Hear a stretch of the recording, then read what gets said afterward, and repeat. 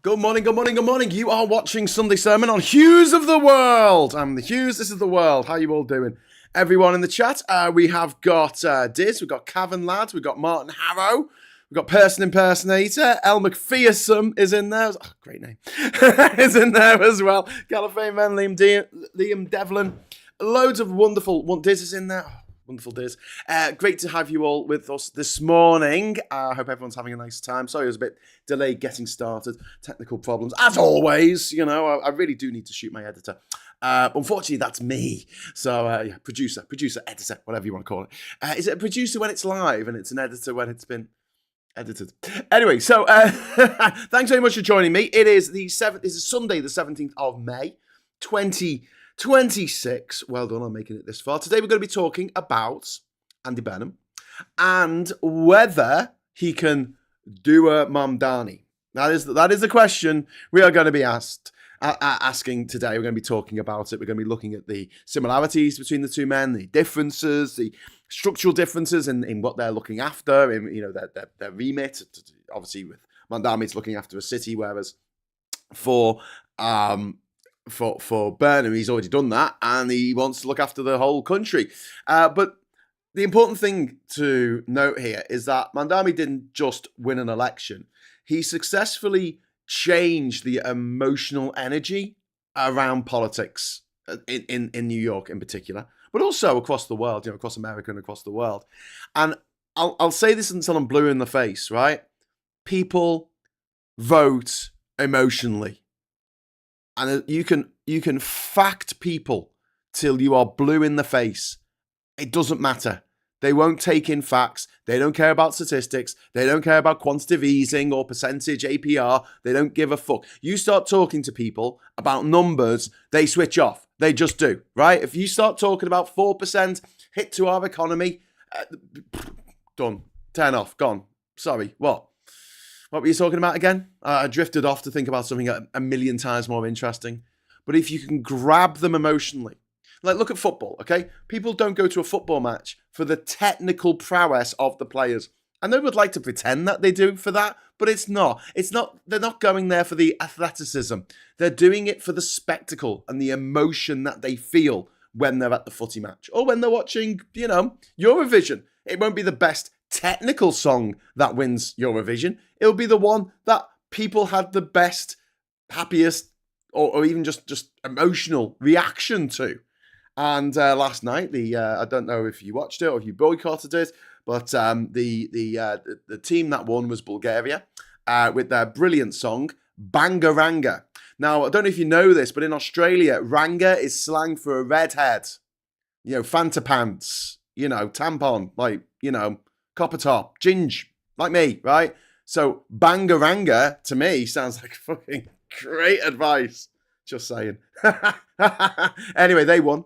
And it was a bit tense at the end because I think Israel may have cheated again. Just saying. 10 points from our phone votes in Britain went to Israel. They came second in our phone votes. Really? Yeah, I like to believe that it was, people kicking off and saying, I don't like all this anti-Semitism. I'm going to vote for Israel, even though the song was shit. Yeah, I'm going to vote for Israel. Like, yeah, they have such a hard time. Really? Anyway, so yeah, Mamdani, young, visible, constantly present, relentlessly online and offline, he presented politics as something that people can participate in again. And I saw this fantastic little Fox Pops clip thing from the Liverpool Echo. They've gone to Makerfield, where Burnham is going to be standing on June the 18th, I think it is. Is it June the 18th? So it's about a month from now. And everyone was saying they're going to vote for him. People who said, I vote for reform, but if Andy stands here, I'm going to vote for Andy. There was one guy who said, I want to take him for a drink. And I thought, I want to take him down the pub for a drink. Not that he would be someone that you would go to the pub with for a drink, which is half the battle. But literally, I want to take him to the pub for a drink. And I just watched that and I thought, yeah, okay. I know it's going to be difficult. I know there's people who really, really don't like him, especially on the people in live and breathe politics. But for the average Joe on the street, there's an emotional connection with Andy Burnham that does simply not exist with Keir Starmer or Wes Streeting, especially not with Wes Streeting. I am a inflatable robot called Wes Streeting. If Big Hero 6 was horrible. It was only worth watching for Terry Wogan back in the day. Well, actually, I've got to say, Graham Norton's commentary is quite funny. Like, he is a funny man. Like, his quips are very funny. There was a woman who was wearing like bright fluorescent yellow dress, and he went, "Oh, she's not going to get hit by a car, is she?" Which I thought was funny. Anyway, it was funny 20 years ago, says Cuthbert. What, politics or the Eurovision? And there's always like the soul searching because the British effort got 1 point. Got 1 point that was awarded for it as like a pity fuck from Ukraine, because they're like, thanks for all the help in the war, guys, but we're only going to give you 1 point because we're not that hard. And that came from the judges. It didn't come from the audience in Ukraine voting. In fact, we got nil point, no points from any audiences around Europe. And yes, Cyprus voted for Greece and Greece voted for Cyprus. Of course they did. But there is a secret to winning Eurovision, which is write a good song, for fuck's sake. Just write a good song. Ollie Alexander a couple of years ago got nil point in the audience vote, and he was just like, "Oh, it's upset, I'm crying." And I'm like, the song was shit, mate. You're a great performer. He's a great singer. He's a fucking fantastic showman, and yet he got nowhere in Eurovision because his song was shit. And the song for last night was shit as well. I mean, the British song. I mean, it was about a guy who was sad, working in an office. And the only thing that would cheer him up is canting in a foreign language. So he sang this song that went, Eins, zwei, drei. 1, 2, 3 in German. But it was like to the tune of Living the Vida Loca by Vicky Martin. So I was like, that's Living the Vida Loca, mate. Viva Loca, even. Let's not talk about that too much. This is Sunday sermon. It's not morning brew. We're supposed to be talking about, I'm delivering my sermon from my pulpit. You should do this, shouldn't we? I'll get a green screen behind me, and I can key in different things behind me, so I can key in a church. So it could be like, oh, get some candles, add to the ambience. But yes, and it's not political, says Martin Hammer. Why don't the UK ask the Irish to write one for them? That would work, wouldn't it? Ireland won it 3 times in a row in the 90s. The best part about Eurovision is when the results come in and we have to see how bad we lose by. Well, at least the guy who was representing Britain last night, at least he took it on the chin. He had a good laugh about it when he got nil point. From the audience vote, he got 1 point, un point from the judges' vote.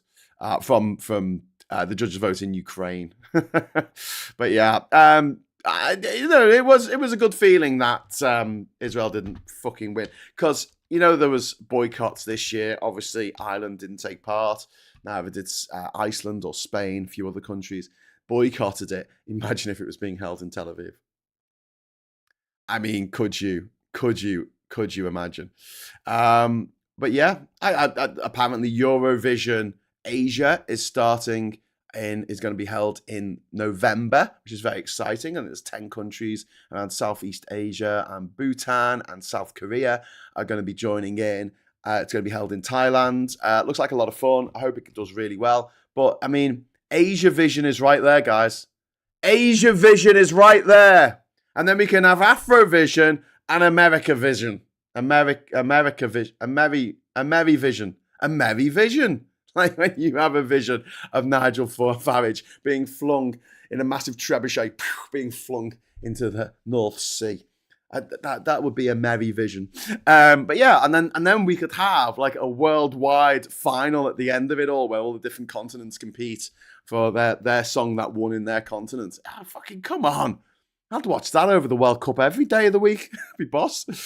So long as Israel is not allowed to compete. If we're going to keep it a level playing field with the whole rule of like, hey, listen, I don't want you to be a fucking tyrant to your neighbors. So that's why Russia can't take part anymore. Can you keep that consistent? All I ask is consistency. Can we talk about Mamdani? Go back to Mamdani.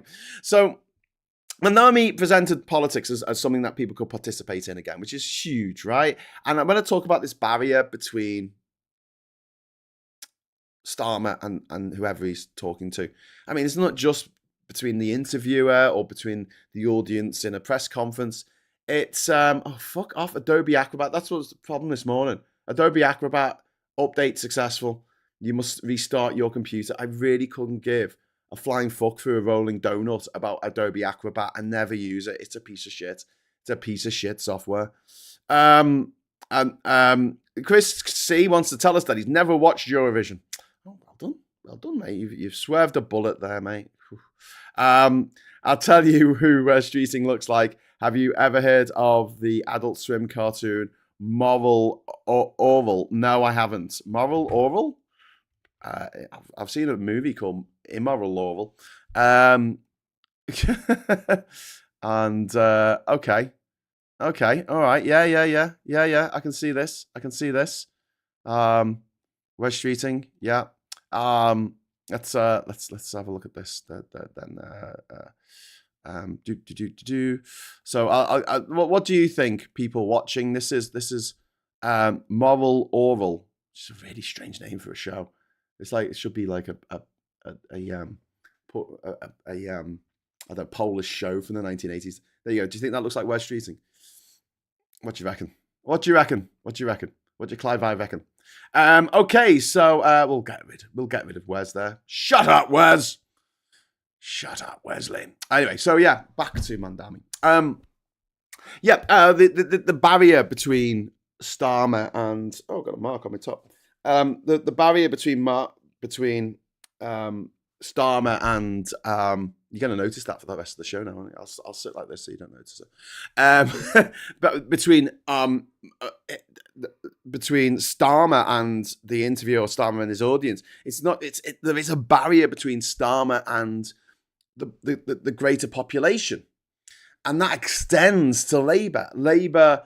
I keep saying, write to your MP, establish a rapport with your MP, get in touch with them, get to know them, especially if they're a Labour MP. And you're more likely to be able to get them on side for shit. And most of them are all right. As I keep saying, most of them are all right.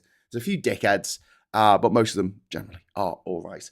And just keep at them. Just keep at them. But I think one of the things I've always hated about the Tories, I mean, there's many things I've hated about the Tories, is they always seem really unapproachable.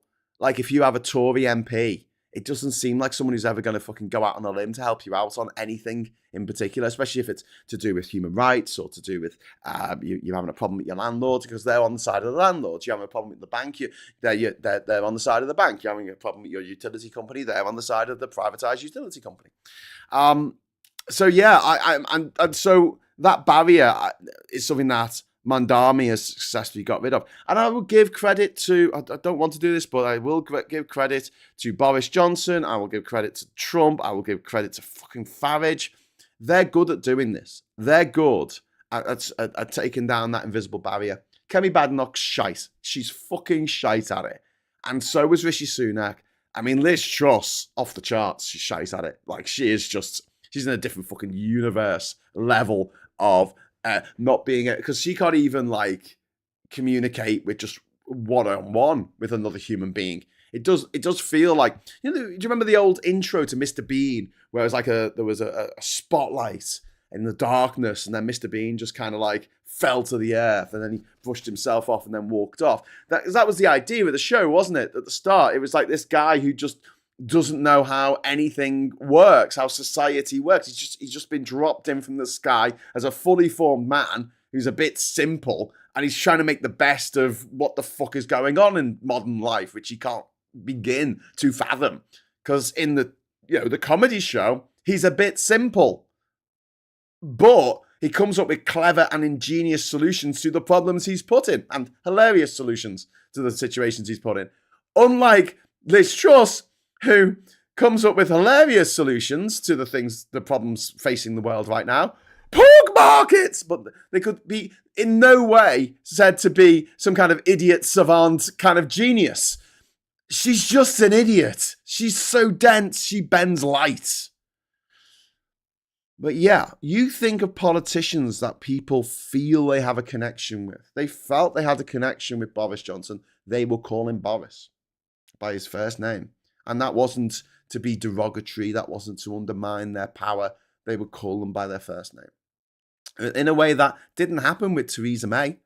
Didn't happen with Truss. Does anyone call her Liz?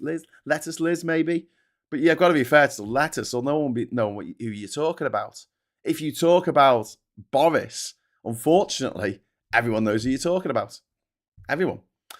But yeah, so also, you've got the personality side of it, right? Which is important for Mamdani. But also, you've got the policies, right? And the framing of the policy. Now, one thing Labour have done really, really badly, we talk about comms all the time. I know, it's been done to death.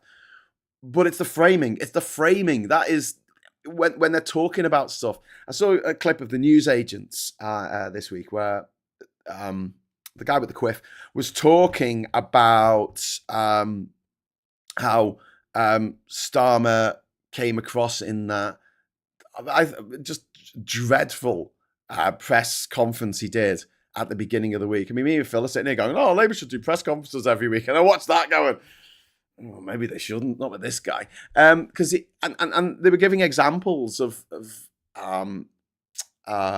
they were giving, Emily Maitlis was giving examples, it was her or the quiff guy. And they were giving examples of speeches that famous, people have made in the past. And it was quite funny. They'll start off doing the I Have a Dream speech by Martin Luther King and then start to talk about, necessitating a public consultation in the third quarter of the year and all this and going into the technical details of how he's going to achieve his dream.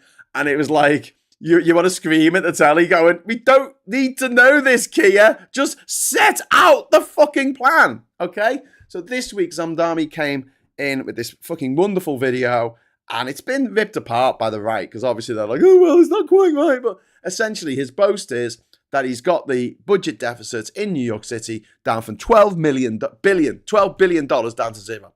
He's got that deficit, and he explained in simple terms how he did it in like a little fucking 2-minute video. Really well edited, great sound, great lighting design, just done by professionals. Great calligraphy. I mean, I love the calligraphy of his campaign. His fucking Zohran for mayor was fucking genius. Like, it was really, really good.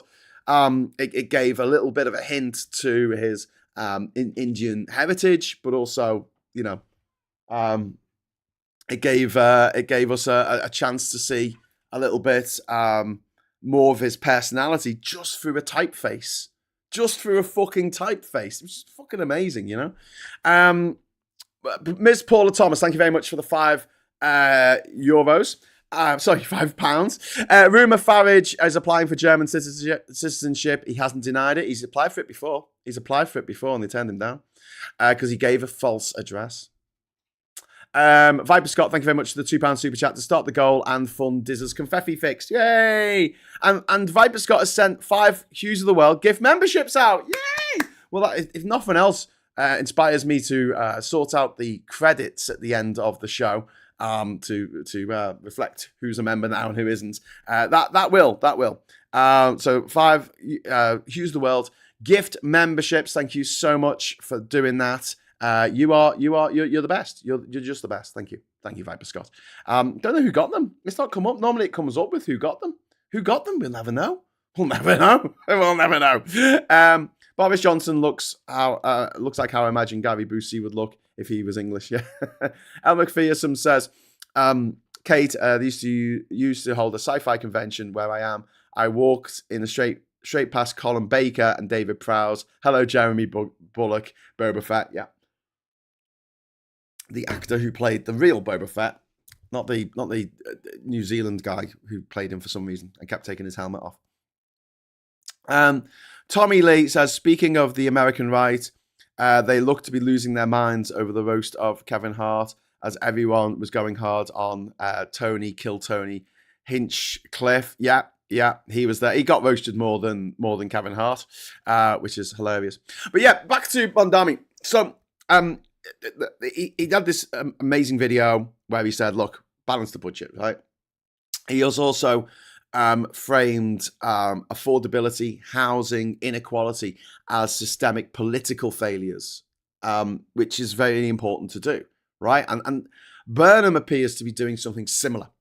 So he's talking about politics, he's talking about anti-London centralisation politics, he's talking about public services, he's talking about class-based economics, he's talking about emotionally resonant language rather than technocratic managerialism, which is what Starmer does. Like, Starmer is the ultimate fucking technocrat. And in the one speech he has to make last Monday to save his premiership, right? To save his fucking title as Prime Minister. And he couldn't even do that then. He had to get bogged down into the technical nitty gritty. You know, it's like someone coming in to do a movie pitch, right?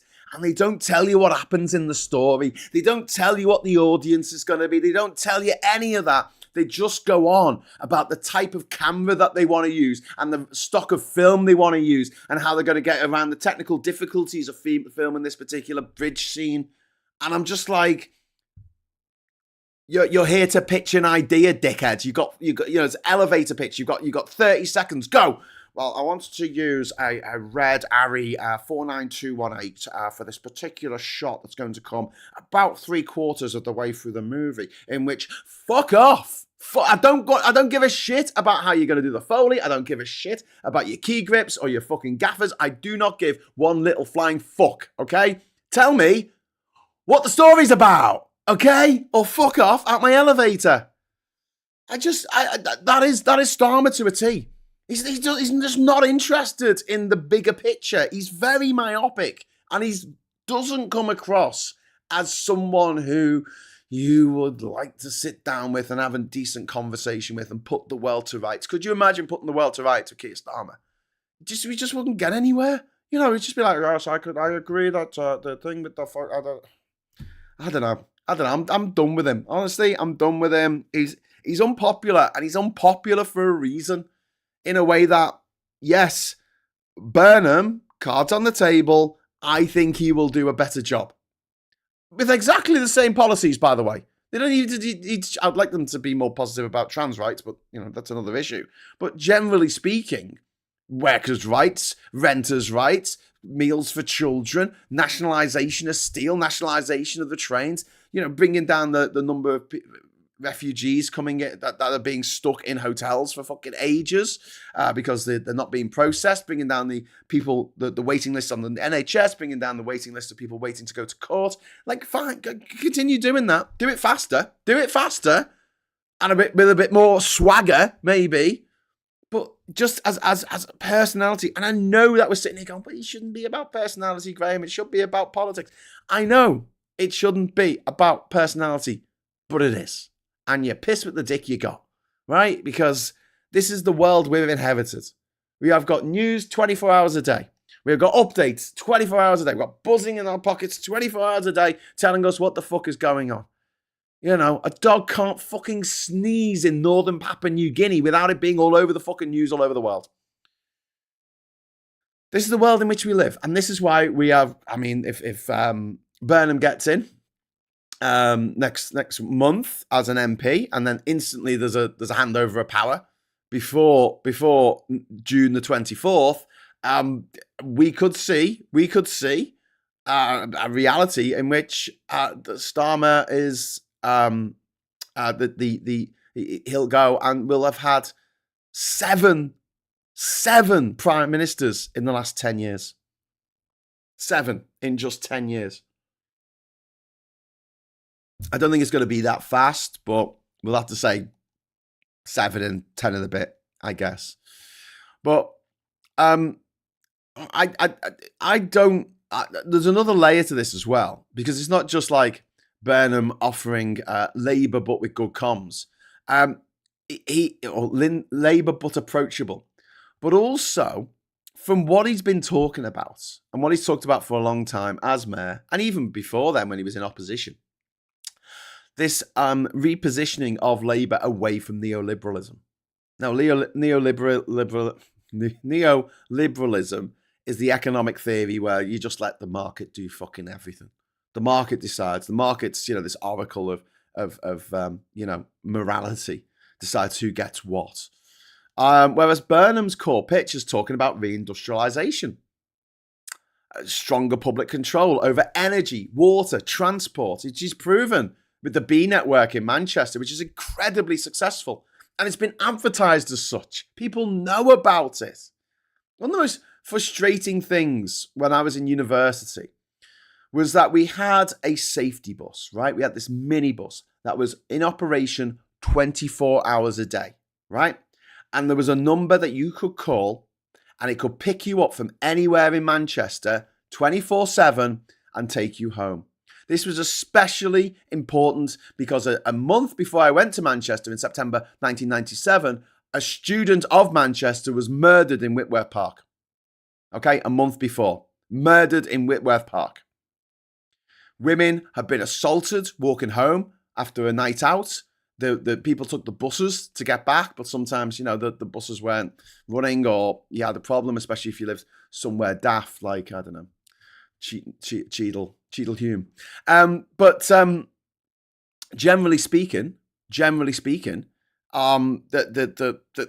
bus was a fucking fantastic idea.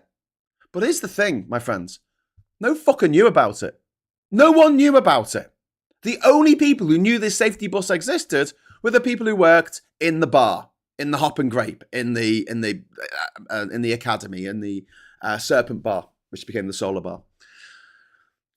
We were the only ones. We used it. We used it to get home at the end of the night. And it cost £2. Fucking great. Let's get us all home, right? Dropped us off at our doors. And this was available for all, I don't know how many students there are at Manchester now. I mean, obviously it's grown because of the merger with UMIS. It's like 40,000 students or something fucking crazy like that now, right? And no one knew about it.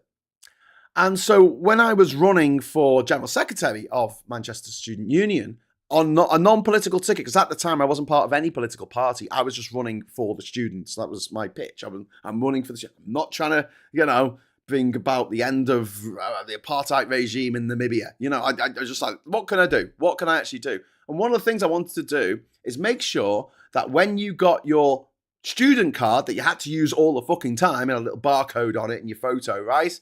On the back of that, it had the number for the fucking safety bus and said 24/7 safety bus. Here is the number. And you know what? If it had all gone horribly right, then loads of students might have used it. And it might have had to grow into something. And fine, whatever. People paid a couple of quid because it was a minibus. You shared it with other people. But it was safe. It was driven by someone who was a qualified professional to drive a minibus with passengers on board, who was usually also either a student or someone who stayed on after being a student. And it annoyed the living fuck out of me that so many students didn't know about this amazing service that existed for the students. And we have exactly the same thing with Labour. Nobody knows what they've done. You go out now with a microphone, go interview someone in the street, just anyone, not a politics wonk like us, right? But someone on the street and say, what's Labour done since they got into power? I don't know. And it's not their fault they don't know. Political wonks do this. And I'm a political wonk, right? I'm not dissing us, right? I'm just saying we go, oh, yeah, well, everyone knows that, obviously, because, no, they don't. It's like someone who is really into football thinks that everyone knows the fucking offside rule, or they know what a particular team is, or they know who their star striker is, or who the manager is, or something like that. If you're not interested, you just don't know. You just don't know because you're not interested. But if you go out there and say, we won the FA Cup yesterday, a lot of people will know it's Man City, even if they're not interested in football. Plants McGee, thank you very much for the £2 super chat. This is your reminder. Kia is insert an adjective. Kia is. This is a reminder. This is your reminder. Kia is insert an adjective. A bit useless. Bit useless.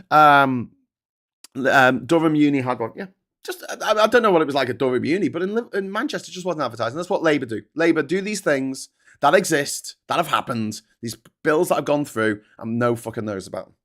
No fucking knows about them. Tommy says I'm a political wank. Indeed. I'm a political wink. I'm a political wonk. Political wonks, winks, wonks, wanks.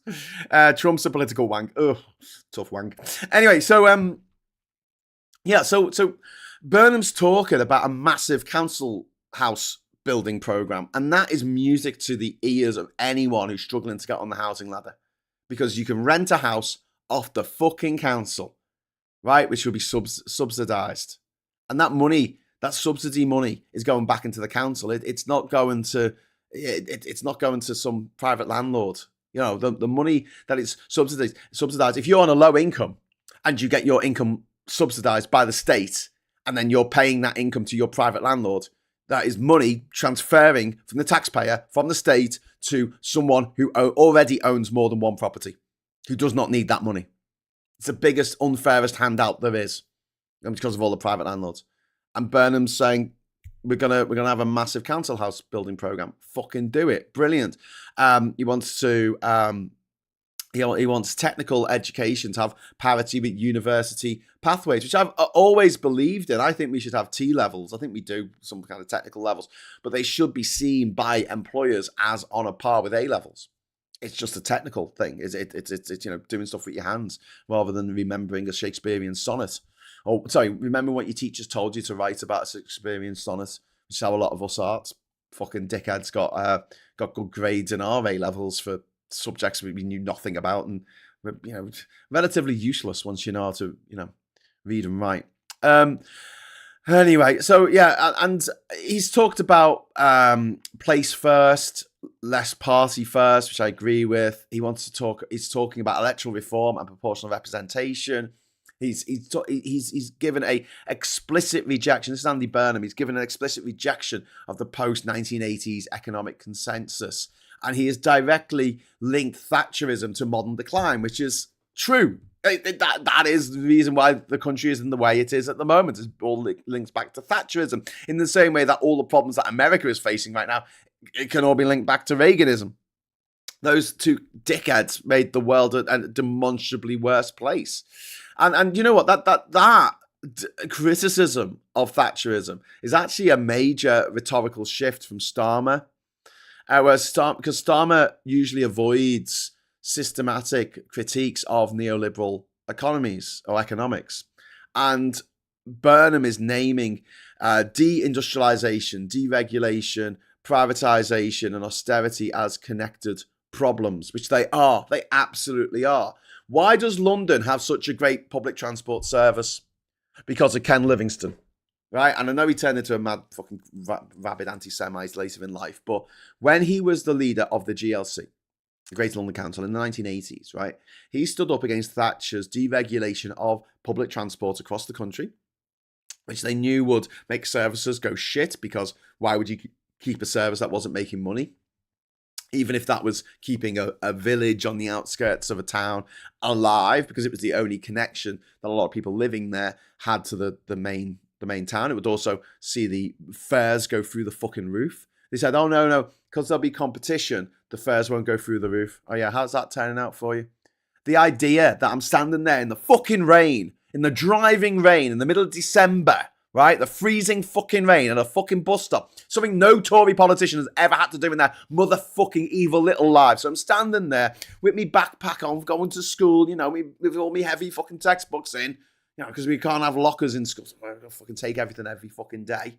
Can't just leave them in school overnight, you know, because we have to get lockers for the kids. Standing there in the fucking rain. And the bus comes, right? The bus, number 10. Number 10 comes, right, on East Prescott Road. Fucking, yeah, number 10. Great. Oh, no, sorry, it's an Aviva bus. I can't get this because my bus pass only allows me to get onto a stagecoach bus. So I have to wait. I had to see that bus fill up in the driving rain. I'm getting all sodden. You know, I'm wet to the skin in my school uniform, which I'm going to have to wear for the rest of the day. My shoes are wet. My socks are wet. Everything. I've got to wait for another bus. Privatisation. Yay! Deregulation. Yay! It will drive down prices. It will improve. What the fuck? Like, seriously. What the fucking fuck?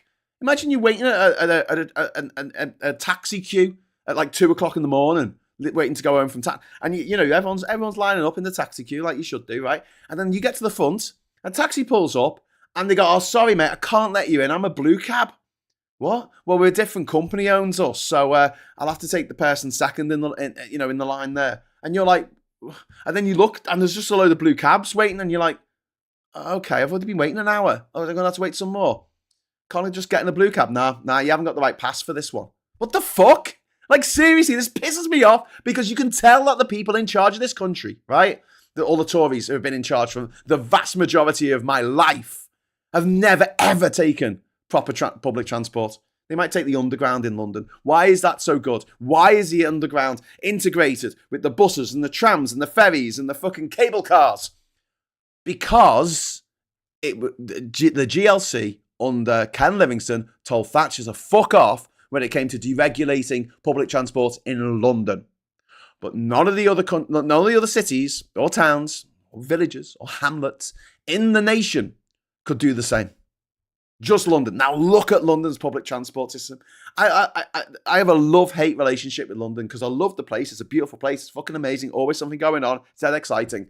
I hate the fact that their public transport system, which I love because it's fucking amazing, doesn't exist anywhere else in the UK. We have to make do with what we've got. There's 43 closed railway stations in Liverpool. 43 closed railway stations in Liverpool. It's not that big a city. For Christ's sake. But no, they closed them all down in the 1960s, didn't they? Just closed them all down. People won't use trains in the future. Don't need that.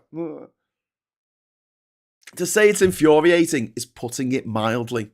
And obviously, Burnham has kicked back against this. And so has Rotherham, actually, in the Metro Mayor of Liverpool.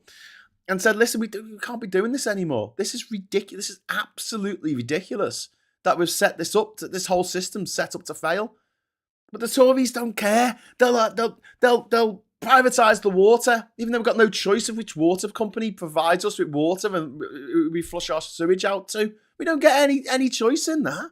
But they go, oh yeah, we'll privatise the Royal fucking Mail. What? Oh wait, so it's going to cost 19p for a stamp to send to the Outer Hebrides, is it? Oh no, it's suddenly fucking £1.83 for a fucking first class stamp now. £1.83? Fucking hell, it's cheaper to fucking jump in a taxi and take it there yourself. Actually, I say that as kind of a joke, but I'm not even joking. If you're in an electric car, £1.83 worth of fucking energy in that car would probably get you up. I would get me to fucking Leeds. If I got a letter, it's cheaper just to drive to fucking Leeds. I mean, it'll cost me money to drive back, but I mean, seriously. Fuck. Kind of crazy, isn't it? Kind of fucking crazy. Plants McGee, hello. Thank you very much for the £5 super chat. 25% of all schools need rebuilding. 41% of NHS property to North East England has Victorian infrastructure. 1.33 metres on million. Sorry, I saw the M and I thought meters. This is how high the ceilings are in the Victorian properties. 1.33 metres on housing lists. They all owe us £9,000 in infrastructure. Yeah, the amount of money that's spent on infrastructure down in the southeast, down in London, is off the fucking chart compared with how much is spent here. How much is spent on public transport in London per head? I mean, they just got Crossrail. They just got an extension to the Northern Line. You know? We don't get fuck all. We don't get fuck all in the north. The state of the public transport in Liverpool, just, you know, Merseytravel do a great job. Merseyrail do a great job, right? But they've only just upgraded the barriers so you can use a card to go through it. You can use a credit card. You can use a debit card to go through it now, right? Here in the Northeast, right, in order to use what you would call loosely an Oyster card type thing to get on the metro in Newcastle and Gateshead and Sunderland, you have to get a pop card, which is an Oyster card, right? You can't use your debit card. You can't use your credit card. You've got to get a pop, and you've got to load it with credit, just like an Oyster card from 25 years ago. A quarter of a century ago, they had that in London. It's just started here in the Northeast. Just fucking started.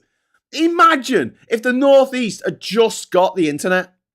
You know, you'd be looking at it going, oh my God, how behind are you guys?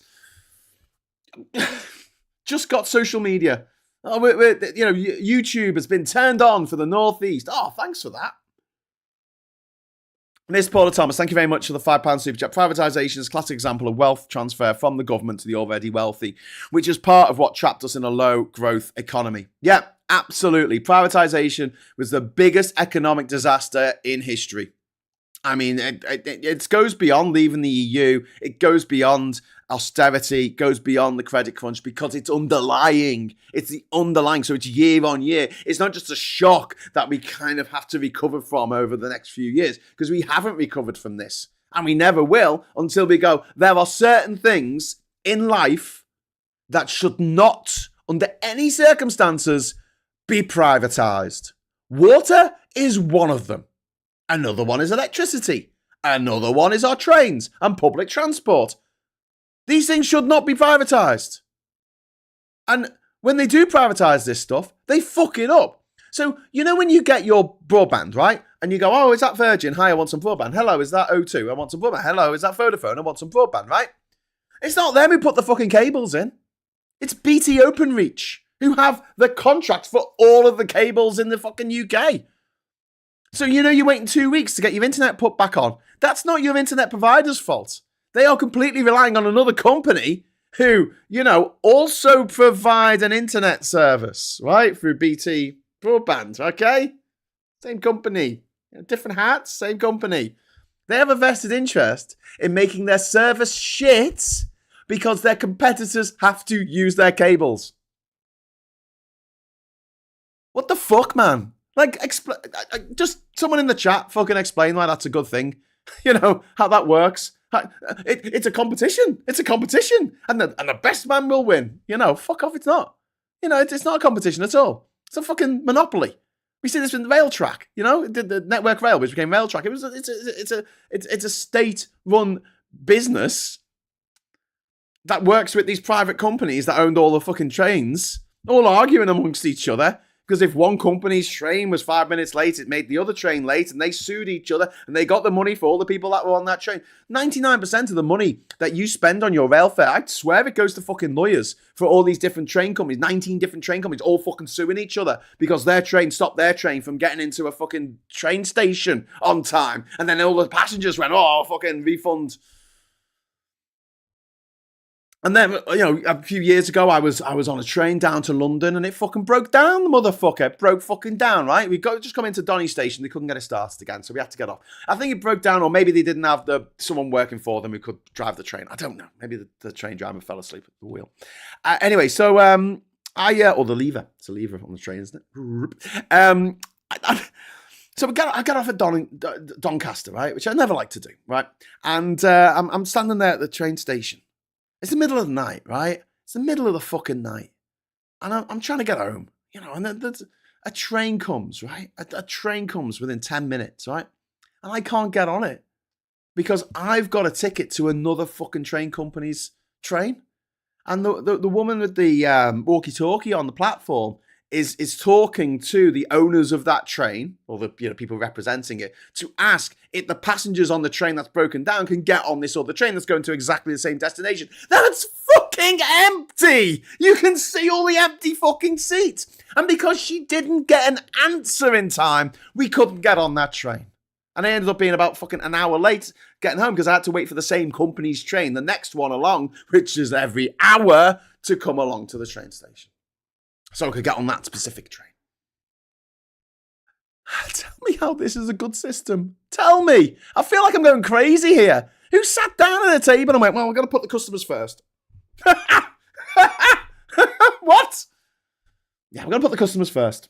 Customers first. Literally. What the fuck? So yeah, the going back to Burnham and his mountain he's got to climb, Mount Mamdani. He's got to climb Mount Mamdani. But yeah, Voters, we don't want technical fucking explanations, Kia. We don't want technical explanations. We want things explained in a way that connects with the reality of our lived lives. And if you start going on about fucking consultations and technical fucking, instruments and statutory instruments, whatever they fucking call it, right? People just like, I don't even know what that means. I shouldn't need a fucking glossary of terms to understand what a politician is trying to say to me. It's not that hard. But Keir Starmer is incapable of connecting to you or me or anyone on that level. He just is. He just absolutely is. Anyway, we got the confetti before, and I was on a bit of a rant, so I missed it. So thank you very much for everyone who's chipped in. And I will now release the confetti! Thank you, thank you, thank you, thank you, thank you, thank you. You make it all worth it. Thank you very much. Very cool of you. I hereby propose we take Stagecoach literally and turn them into mobile platforms for amateur dramatics. I want to see Phantom of the Opera zoom past my window. That would be awesome. Opera on the bus. So I'll start the goal again. A bit more confetti if you want. So the For Us slogan that Burnham's adopted, it's clever because it sounds local, communal, patriotic, class orientated, and it also contracts with politics for them. And I know we shouldn't be pushing this them and us kind of territory, but when the them is the multi-billionaires who run the fucking world, the billionaire donors to Nigel Farage, who can't get his fucking story straight because he's a fucking crook. He's a crook. And do you want to know how much of a crook he is? Do you know how evil that little fucking bog-eyed fucking cave troll is? Do you want to know? Do you want to know? Look up what happened to the fucking the pilot of the plane that crashed. Look it up. And if anyone tries to defend that stinking fagash fucking rat man, that disgusting bloviated pissant, just show them, just say, look it up. Because you know all the people who love fucking, what's his name, Trump, Farage. They're all into conspiracy theories. They're all into, oh yeah, you hear about this thing that happened. Do you know what I mean? You know what I mean. Viper Scott, thank you very much for the £5 super chat. Yes, Graham, you could get one season ticket that you could use on buses, trains up here in Scotland, as all of the buses and trains publicly owned. Yeah. I mean, there's another thing in Liverpool, right? You couldn't get a free ticket, right? So if you had to get 2 buses, like I did to school, right? I had a bus pass until the 3rd year of senior school, right? So year 9, as it changed into while I was there. I was there for the transition. Year 9, right? I had to get 2 buses. I had to get a bus to Old Swan. I had to get like a 61, or I could walk up to East Prescott Road and get a 10 or something to Old Swan. And then I needed to get the 68 or the 92 from Old Swan, right? And that got taken away from me. My free bus pass got taken away from me in my 3rd year because they had someone from the council come with one of those walkometers, right? You know, the little circle thing that clicks every time you walk a meter or something. And that they clicked it up and they found that I only lived 2.9 miles away. So there were kids who literally lived on the same road as me who had free bus passes. But we didn't because we were only 2.9 miles away. That free bus pass was taken away. So that's something that happened. Wow. And would that have happened if it was still all run by the council? I mean, this is back in the day of Merseybus, so there was only really one company that was Fairway. There was a couple of others, but I mean, really, it was only Merseybus. But even so, I mean, that is very much capitalist thinking. Oh, we're going to make this little schoolboy walk 5.8 miles to school and back every day, come rain, hail or shine, through the rockets. My path to town, my path to school would have taken me through the motherfucking rocket. As in, you know, if you know anything about Liverpool, if you've ever been there, you know the end of the M62 where it smashes into Queen's Drive, and we have the Queen's Drive flyover, which is a disgusting abomination, and I wish it would just fuck off. And Edge Lane as well, you know, 2 of the busiest arterial routes in the country. And then underneath, they have this wonderful, by wonderful, I mean terrifying labyrinth of tunnels so that the little squishy humans don't have to bother the cars in any way by actually walking on the same level as the car. And if you've ever seen the movie Irreversible, you'll know why most of us don't like walking down fucking deserted, dark, dingy, piss-stinking graffitied underpasses. But yeah, I was supposed to walk through there, so to walk all the way up to, Chilwell 5 ways and then all the way to school, right? Every day there and back. Oh my God. And I had to get 2 buses, right? And once I had to pay, obviously we did get another bus pass, but you had to pay for the bus pass. But if I hadn't been paying for the bus pass, even though I was taking one journey, because it was split over 2 buses, I'd have to pay twice. And that's still the case here in Durham, right? So from here, where I live in Durham, I live in West Durham. I live in West Durham. And if I want to get to the shopping centre, which is in East Durham, well, no, it's in North Durham. It's another part of the city, but it's not near the city centre necessarily. I have to take a bus to town, which is at the moment, last time I took it, it was £2.50. It might have gone up to £3 again now. It was only brought down because the Tories put a cap on it. But yeah, I think it went down to £2. Then it went up to £2.50. I don't know. I haven't taken the bus for a year or so. Then you'd have to go into town and then you have to get another bus to go to the big shopping centre where all the shops are, because there's no shops in town anymore. They've all closed down. And that was another £2.50. You couldn't just get one ticket to say, I want to go to this place and okay, it requires me to change buses. And I'll say it again. The reason why the system is set up like this is because politicians who have run this country into the ground for the last 47 years have not taken the bus. They do not need to take the bus. If they do take the bus, it's in London where they have really good buses which are integrated into the underground network. So you just tap your card once on the underground and then you can use the same card to go onto the buses and it gets capped at a certain amount each day, no matter how many buses and here in the UK, here in Durham or in Liverpool, you get on 2 buses, you pay twice as much. So you're talking about for the family of all 4 of us, right? There's no money off for kids anymore. So 4 of us get the bus to the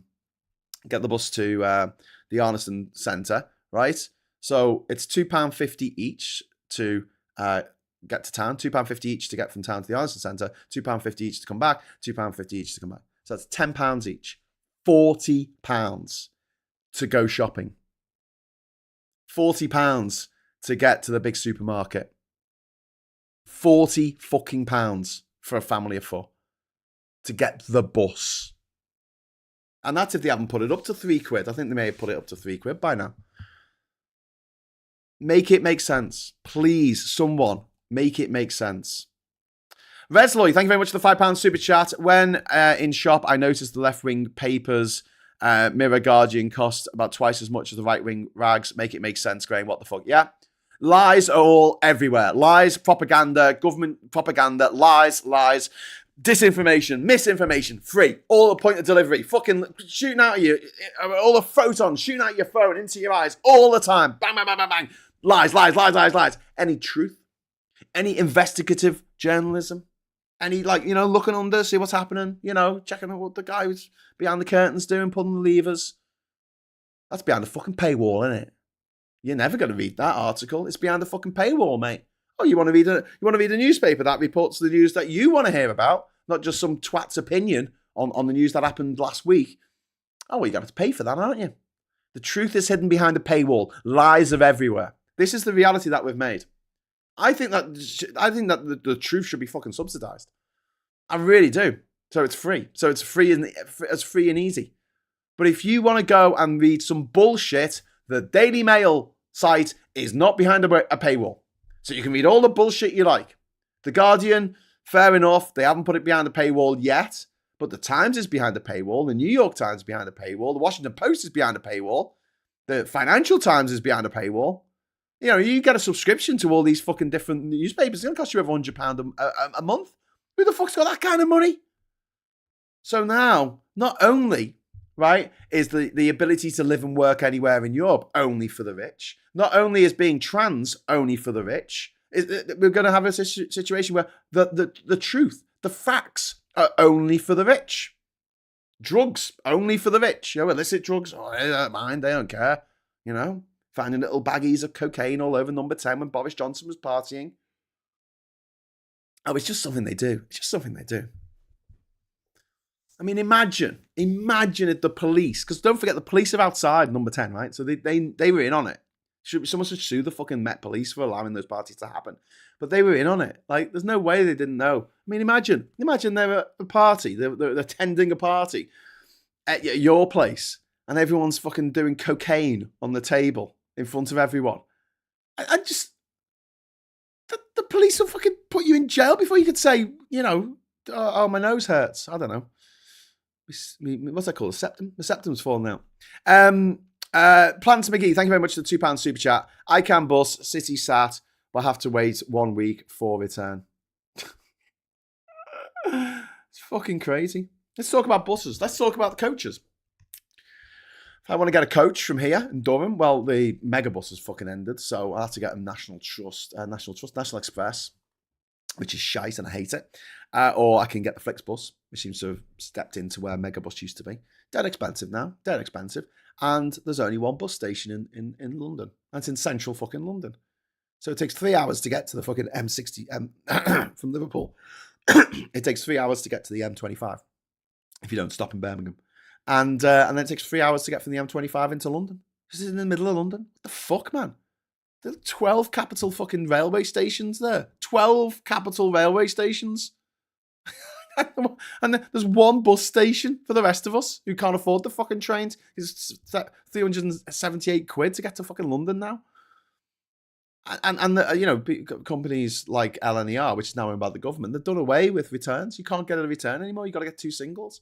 So you can't even do the trick where, if you get a late enough train, they might not actually scan your fucking ticket, and therefore you can use it again at some other point, or clip your ticket. You can use that same return. Brilliant. That was a great system. I like that. But it used to be that a single to London was like 100 quid and a return was £101. So, I'll get a return then. Not the case anymore. A single is £100, return is £100. Well, the return journey is £100. And meanwhile, the only other option, a coach, has one bus station built in the 1930s in the middle of London. Coaches having to go down these little fucking London squiggly streets, having to go down Oxford Street in London. Having to go down Oxford Street, the main fucking shopping thoroughfare of London, going past fucking Harrods and shit. What? Why is the bus coming down here? And it's not even like it's just buses going around the country. It's buses coming from fucking Europe as well. All the European buses have to go to the same fucking bus station. And I've sat in traffic in South London waiting to get into this fucking bus station in rush hour fucking traffic because we were late coming through the Channel Tunnel. And you can't even get off the bus. You're a prisoner on board the bus. They fucking kidnap you. And that's the bylaws. No, you can't let people off. Can't let anybody off the bus, or unless because if you do, that's competing against the local buses. Fuck off. To fucking grow a fucking brain. Put a south bus station at Gatwick. Put a west bus station at Heathrow. Put a north bus station at Brent Cross. Sorted. I mean, you don't even have to make it that fancy. I don't give a fuck. Just give me shelter. Just give me a bus shelter, as the Rolling Stones once sang. But yeah, it's infuriating, absolutely infuriating. And again, none of these politicians have ever had to get the bus to London. None of them, ever. Maybe a few of them when they were younger, when they were kids. Maybe Labour politicians, but none of the Tories have. They've all grown up in stately homes with nannies and cleaners and horse-drawn fucking carts to take them anywhere they want to go. Someone else to clean up the horse shit. These people have never done anything in their lives. They've never done the dishes. They've never cleaned a toilet. They've never done any of that shit. They've never done the normal stuff that you waste half your fucking life doing. They don't have to do it. They've got people to do it. They were born rich, for fuck's sake. They don't have to live the same life that we do. So when we talk about them and us, yeah, fine. Them. They are fucking them. And the more that we segregate our society into the haves and have-nots, the more anger is going to grow amongst the have-nots. The trick is, don't take it out amongst ourselves. Because you know who else is in the have-not category? Immigrants coming here. Trans people, gay people, black people, brown people. They're also in the group of have-nots. They're in our group. They're in our team. But you wouldn't know that, looking at that shitty protest yesterday. Did anyone see the singing at the protest? The Unite the Right fucking rally or whatever the fuck they called it. Led by donkeys did sterling work. They snuck in a screen with saying immigration is great. Beautiful. Beautiful. Beautiful. Isn't Milton Keynes built on the American way? Everything is squares. Well, roundabouts, isn't it? They have lots of roundabouts, which isn't very American. But yeah, Milton Keynes. I mean, just fucking same problem. If you ever visit Brasilia, if you ever visit Canberra in Australia, they built a city but forgot to add a soul. When cities grow organically, they have a soul. Oh, Dubai as well. Dubai has no soul. Go to Dubai, it's all fucking shopping malls and air conditioning, multiplex cinemas, and for no good reason, a fucking ski slope. There's no culture there. It's a desert of culture. Funnily enough, and it's in a desert. That's where the term whipping boy comes from. The posh kids would pay a poor boy to take the caning for them. Yeah, absolutely. I used to go to Hammersmith for hospital appointments, and the National Express had a satellite stop. One time I was left stranded in London when my coach went over the flyover without stopping. Yeah. Yeah, so that happened to me. That happened to me when I got stranded in Liverpool because the National Express, whenever we were going to a gig in Manchester, we'd get the bus because it was a lot cheaper than getting the train. And they had a stop by the Gardener's Arms on Edge Lane. And so you stood outside the Gardener's Arms, and a few times the bus just went past. Went fucking past. Unfucking-believable.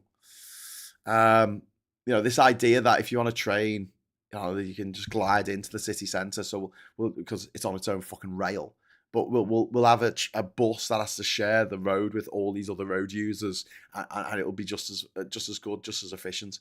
And the fucking bus station, I suppose it'll get better as things get electric. But fuck the stink, the fucking diesel. Oh Jesus Christ! I mean, it's really really grim. Victoria bus station, Victoria coach station. Anyway, so yeah, talking about them and us, them. Billionaire donors, London finance, privatised monopolies, Westminster elites. And you compare that to Mamdani, talking about city government should work for ordinary people, talking about the affordability crisis, talking about working people deserving dignity. It's a similar emotional architecture. Politics of solidarity rather than competition. And blaming the right people.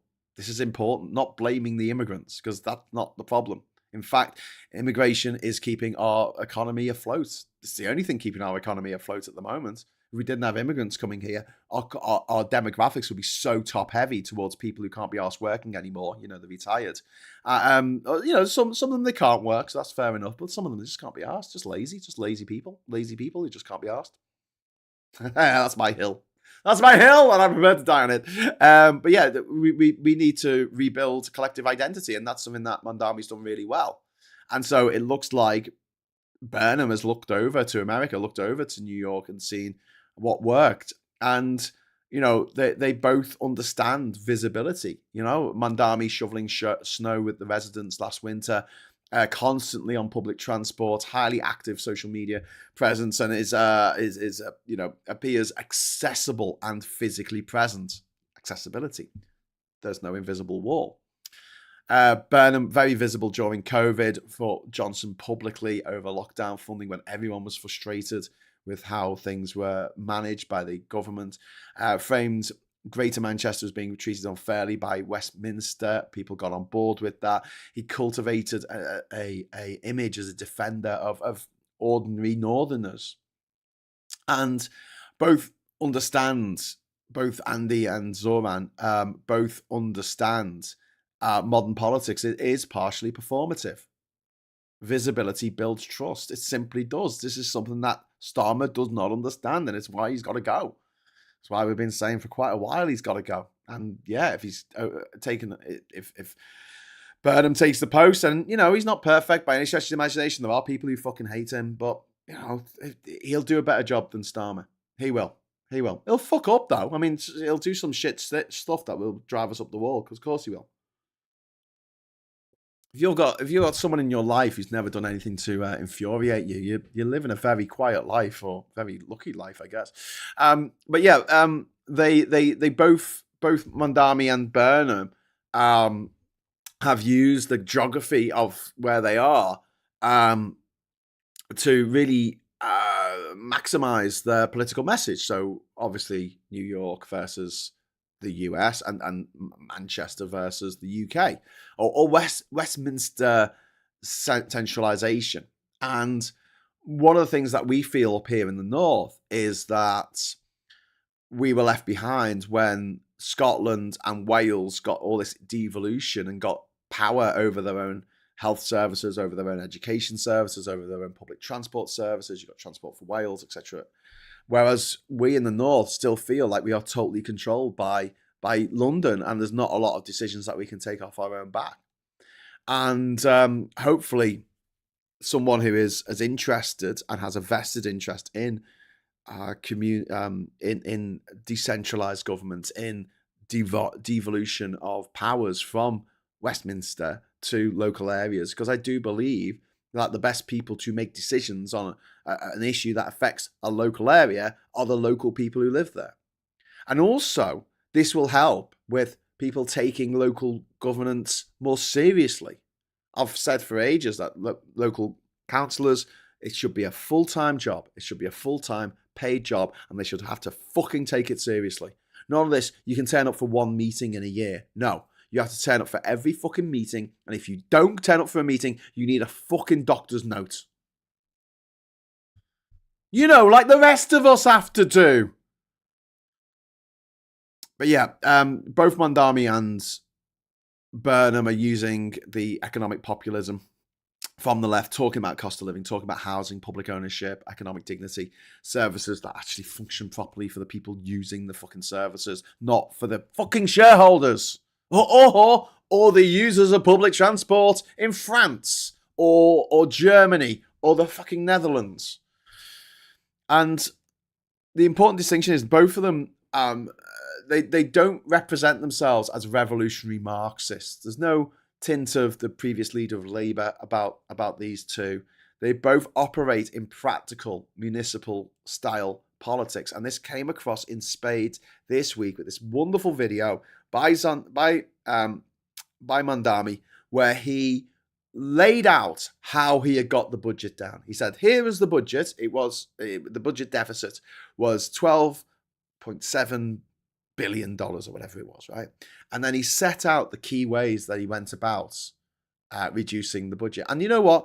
There was a few ways that he didn't mention. There were a few problems down the road, but he didn't have to mention that. Like I say, if you got 30 seconds to do a pitch, which is what is doing. Now, you watch that you watch that video by Mamdani and you share it.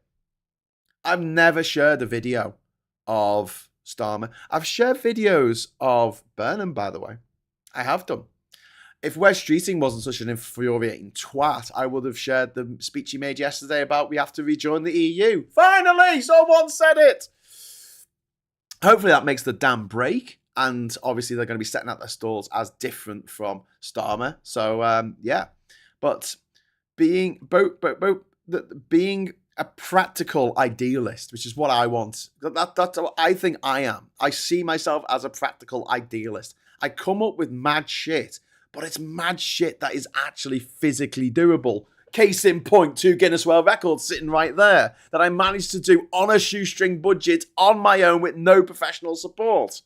So it can be done, you know, but you've got to have not just the ideas, you've also got to have the plan, the gumption to get those fucking things done. And that is something that Starmer just seems so monumentally weak on. And I'm sorry, but last Monday's speech that he gave, that was the nail in the coffin. He had one chance to make a fucking incredible elevator pitch. That's what he should have done. He should have got in all guns blazing, got everyone fucking excited, made some shareable content. But instead, we got what we got. Starmer speech.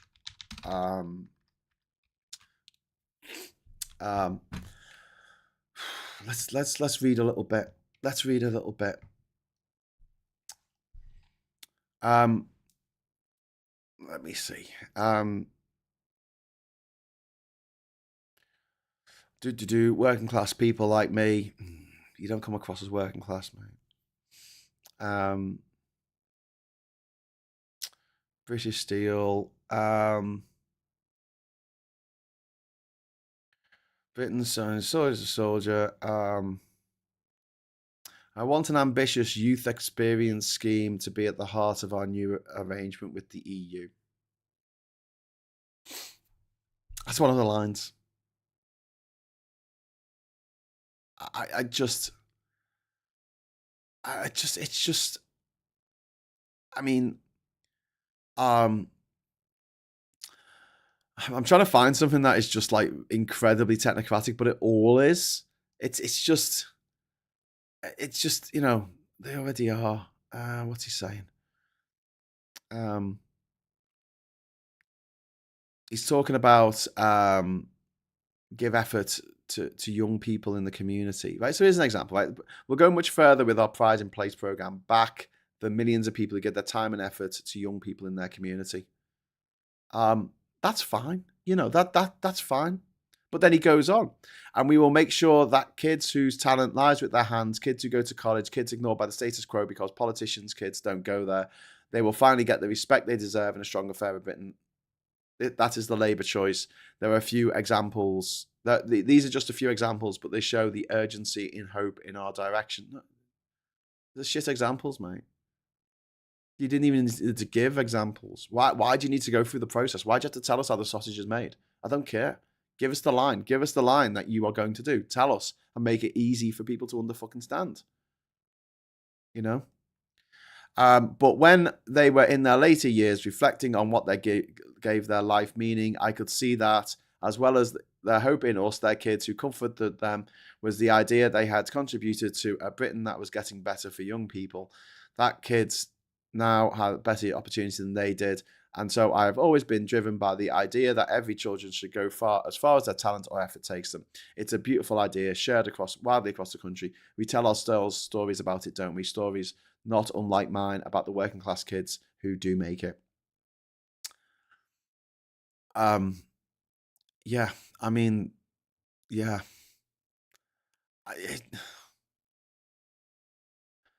And so at the next EU summit, I will set up a new direction for Britain. The last government was defined by breaking our relationship with Europe. The new Labour government was defined by rebuilding our relationship with Europe by putting Britain at the heart of Europe. Too many Europes. So we are stronger on the economy, stronger on trade, stronger on defence, you name it. No, Starmer. You name it. You're the Prime Minister. This whole speech could have been over in like 2 minutes. You know? Give a really good, a solid example of something that you're doing that is changing people's fucking lives for the better. And then rattle off a bunch of other stuff really quick, rapid fire. We're doing this, we're doing this, we're doing this. But, you know, okay, so there you go. Right. So, they're nationalising British Steel. That's your headline, okay? That's your headline, okay?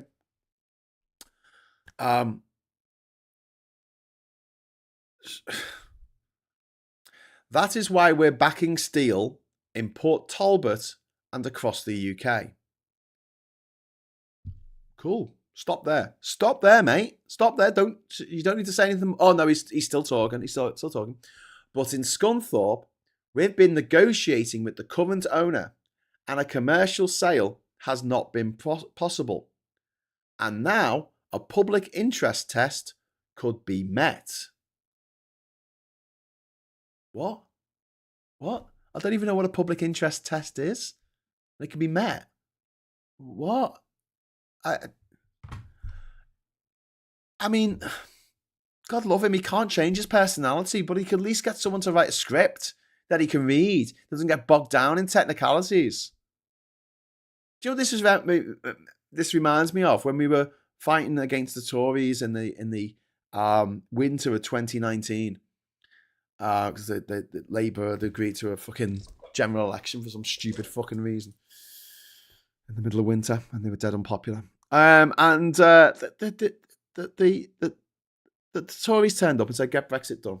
Labour turned up and said, "We will have we will have a second referendum on our terms of departure from the." Oh no, actually, before we do that, we're going to have some more negotiations. We're going to renegotiate the deal with the EU. That's going to take about 6 months. Then we're going to have another referendum on that deal. And we haven't decided yet whether not leaving the EU is going to be an option. It may be, it may not be. I don't know. We haven't made up our minds on that. But then when we get the message back from the electorate to say that we will look at the options on the table, we might go back to the EU, spend another 2, 3, 4 years, maybe decades, negotiating with them for a better deal, and then we'll take that back to the people for a third referendum.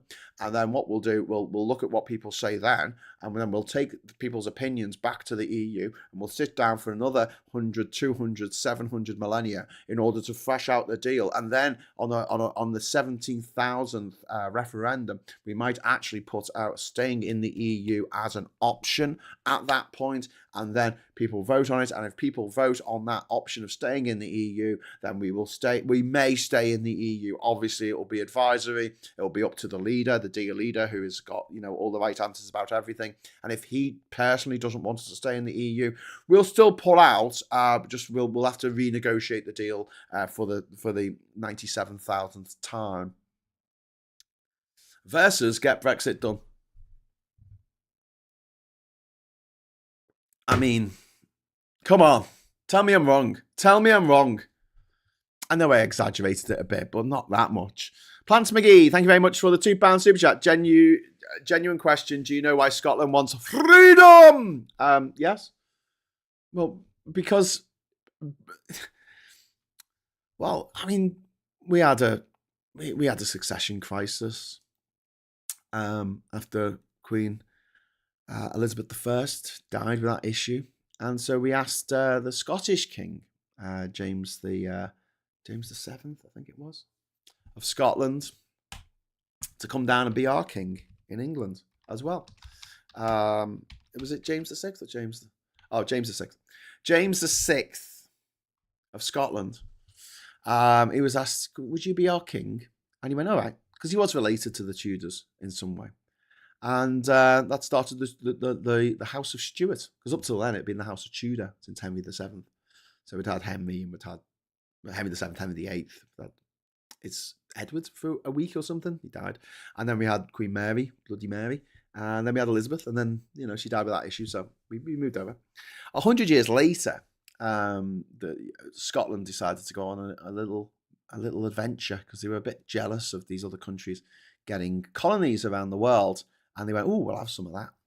And so they put 2/3 of the economy into these two boats, fleets, armadas, to go and sail to Panama, to go to the Darien Gap, the notorious Darien Gap. You know that bit where there's the gap in the Panamanian highway? Yeah. Anyway, and a lot of the English commanders, or whatever they're called, overseers, commissioners, whatever, in the what was then the British West Indies, knew that this would probably be a failure, and they didn't tell their Scottish counterparts. They just didn't. They just let them fail. They fucking did, because they died very quickly of tropical diseases, and the fact they couldn't get any fucking fresh water, and nothing, anything that grows there gets eaten by things immediately as soon as it's ripe. And they didn't have refrigeration, and they didn't have this, and they didn't have desalination, and they were used to living in a very cold environment, and suddenly they're there in the fucking the tropics, just a few degrees north of the equator, just basically dying to death. The second load of colonists turned up a few months later just to find everybody dead, and went, "Fuck this shit," and got the fuck out of there as best they could. And the English administrators of the different islands, like Jamaica and stuff like that, and St. Vincent and the Grenadines, they were told not to give any of these refugees, which effectively they were at this point, women and children, these colonists, these would-be colonists, to give them any succor whatsoever, not even a cup of water. And so they let them die. And then England said, "Oh, well, that's really sad. You've got all this debt. Do you want to pay? Do you want us to write off all that debt? But we have to merge our parliaments." And Scotland went, "Oh, well, that sucks balls, doesn't it?" And Robbie Burns said, bought and sold for English gold. And that's why they merged the parliaments, which then de-merged back in 1999 when Scotland got its own parliament, but only on certain things that were devolved, certain issues. So, Scotland couldn't do stuff about defence and things like that. So there were certain things that had to be decided in Westminster, and certain things that had to be decided in Scotland. And and then Brexit came along. And in Brexit in 2016, England and Wales voted for Brexit. Scotland did not vote for Brexit. In fact, it almost achieved a supermajority of people who didn't want a Brexit. And yet they were dragged out of the EU anyway, which isn't very nice. So tumultuous relationship between the English and the Scottish over many years. Look up the history of Berwick upon Tweed if you'd like to know more about it. And, there's been some really, really rum incidents where the British to the English have been absolutely fucking horrible to the Scots. But at the same time, Gordon Brown was born in Scotland. Tony Blair was born in Scotland. We had a lot of Scottish MPs, lots of Scottish Doctor Who's. 17, I think. So, I for one would be sad to see Scotland completely go its own way. I don't really want my passport to travel 1 hour north from me. But I can see why Scottish people don't like the English very much. But to make that your identity, I think is a bit sad. I think the Scottish identity is a wonderful thing that should be celebrated as a positive thing. Because, Scotland's got an identity. English identity? What's your identity, English people? Whoa, I'm not Scottish, I'm not Irish, and I'm not Welsh. Oh, well done. Well done for your identity being that you're not something. It's a bit like when you ask someone about their favourite TV shows or movies or musicians, and instead of telling you what they like, they give you a list of things they don't like. They go, I don't watch that. Okay, cool. Don't know what you want me to do with this information, but I'm glad you shared it with me. Ms. Paula Thomas, thank you very much for the £10 super chat. Public interest test is legal jargon. It means is the action being proposed in the public interest? Precisely what the public interest is will depend on the judge's mood. Yeah. But I mean, legal jargon.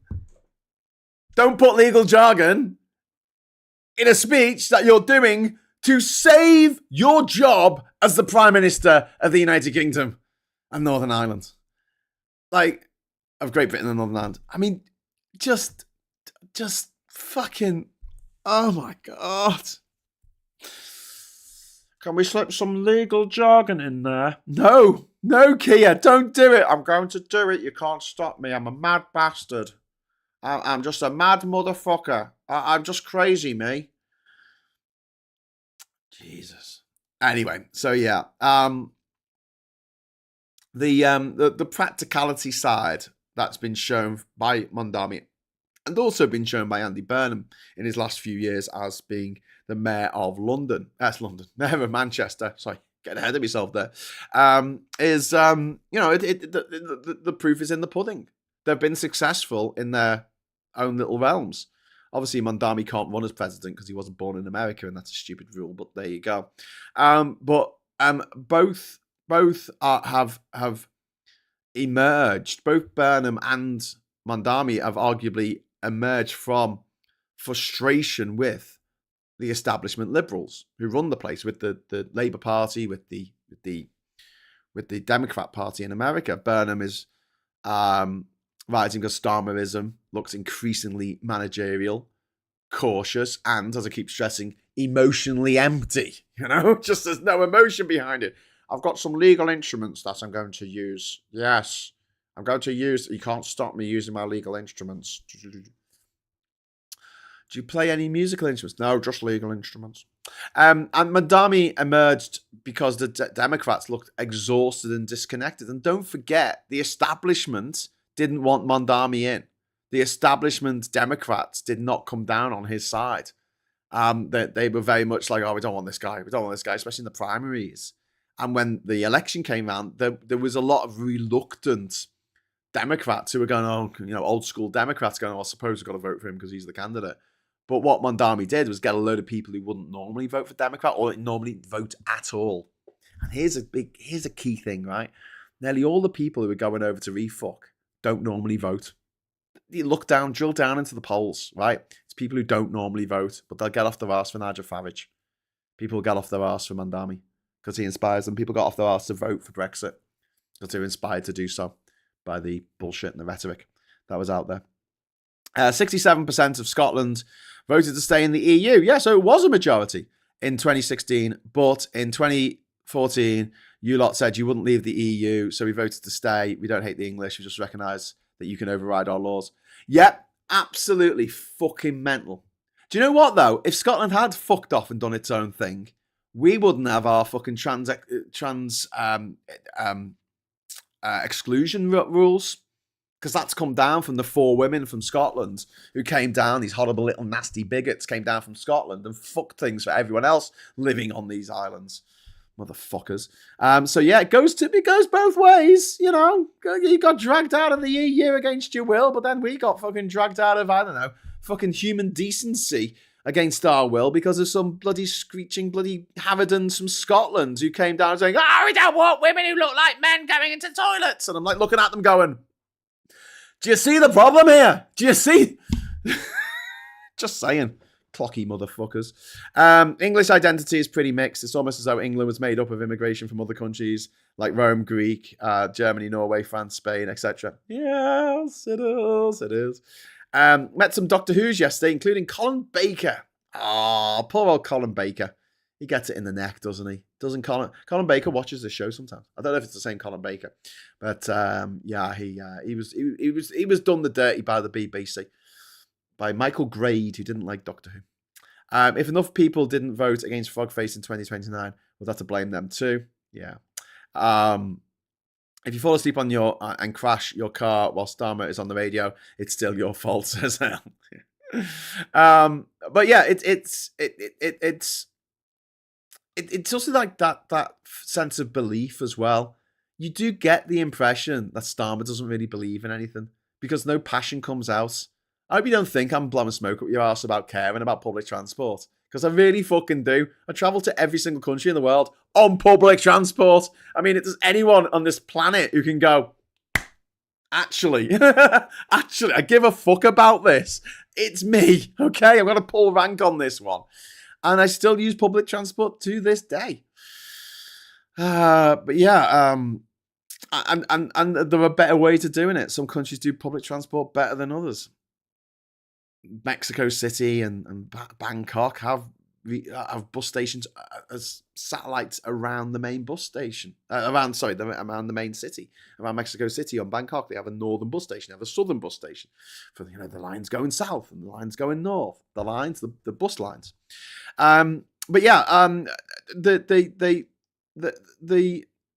fact that Labour have looked exhausted and disconnected in the last couple of years is been absolutely toxic for Labour. A lot of the goodwill that we felt after they won the election in 2024 evaporated so fucking quickly. There are some differences, though, between Mamdani and Burnham. Obviously, Burnham is older and institutionally embedded in the way that Mamdani isn't. Burnham was born in 1970. So he's 56 years old now. And Mamdani is young. He's got new staff. He's got a new political culture.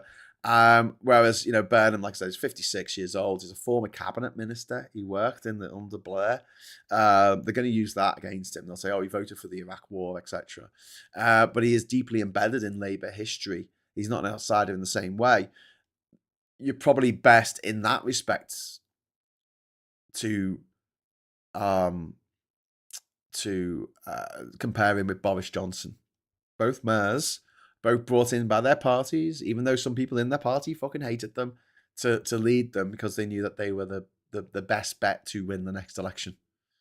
Both given the opportunity to be a mayor of a major city and get some distance from the antics of Westminster, some distance between them and the absolute fucking screaming monkey fucking clown show on fire that is the Starmer government so far, Also, a big difference is Britain is structurally harder to reform.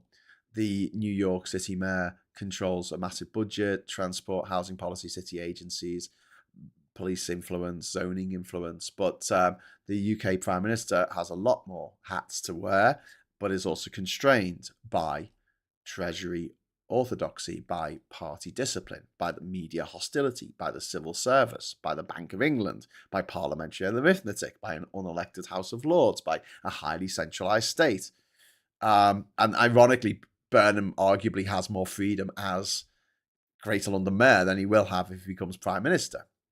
And also, because Mamdani governs a city and Burnham would be in charge of a country, you've got some differences there, most notably.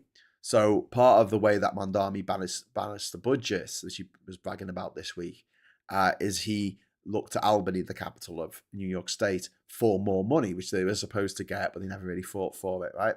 We can't do that.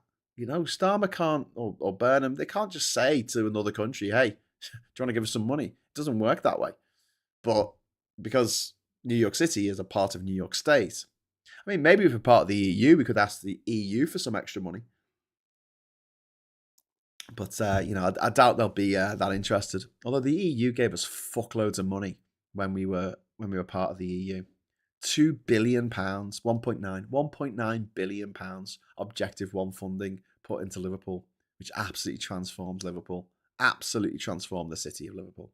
If you went to Liverpool in the 90s, go back now, you won't fucking recognise it, I swear. You know, you look at sort of New York's demographics as well. Mamdani, you know, the younger, more progressive, heavily urban, more renter-heavy electorate, whereas in Britain we've got an aging population, we've got home ownership.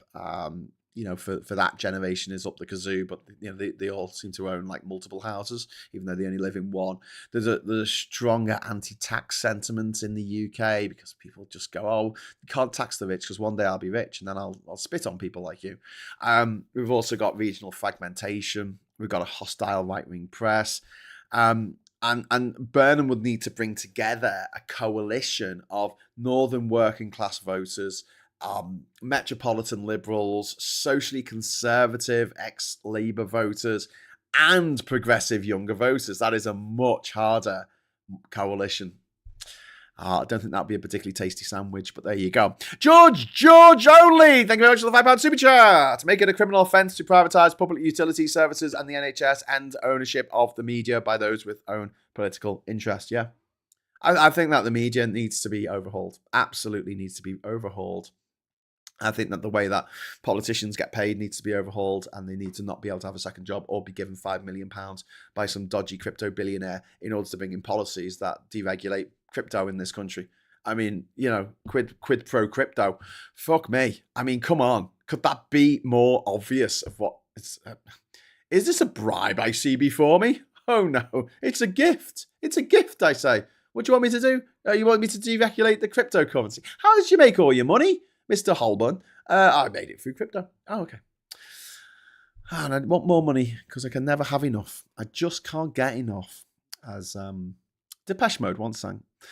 Sheffield Steve, I'm reaching my half century and I only had one provisional license, and that's as far as my driving odyssey went. Hidden Knight said, I still kept my hope with Labour after 2024, but since I witnessed the Orange Tango dictator winning a second time, I knew then the world is about to see a shit show. Yeah, but I mean, Labour should be absolutely capitalising on this like you would not believe. Like, I've done a few shows talking about the silver lining behind Trump's presidency, one of which is that we are pushing towards net zero faster than at any time ever in human history. But one of those other things is there's a lot of very talented people leaving America right now. Fucking roll out the red carpet. Roll out the red carpet for anyone who wants to leave America, especially if they are from a minority group, if they're an African American, if they're trans, if they're LGBT+, you name it. And they've got a fucking college degree and they work in STEM subjects. Fucking bring them over. Roll out the red carpet. Get those American refugees over here and get them to fall in love with this country and fucking stay here. The biggest brain drain that has ever happened in human history is happening in America right now. And we need to take advantage of that.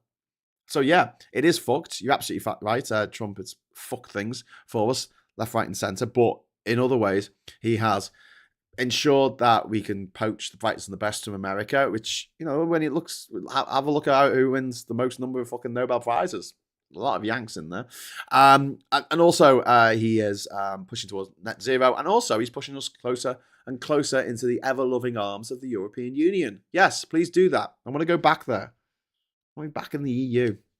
Confetti time! Whoop, whoop, whoop, whoop, whoop. I don't know. It didn't work. Yes, it did work. Hey, confetti! Yes! Oh, yes! Thank you very much, Piper Scott.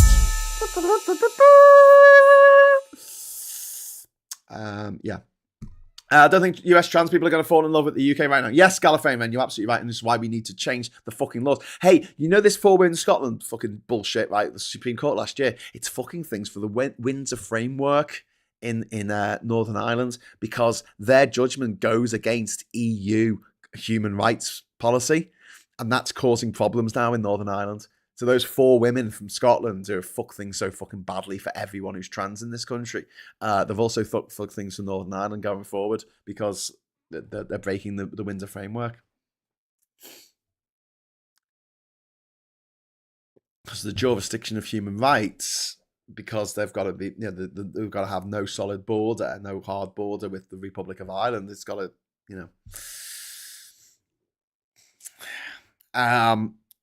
True, Graham, they should have capitalised on Trump America, but they kept us saying we had a special relationship. And I'm like, why'd you have to remind us? Can't be that special then.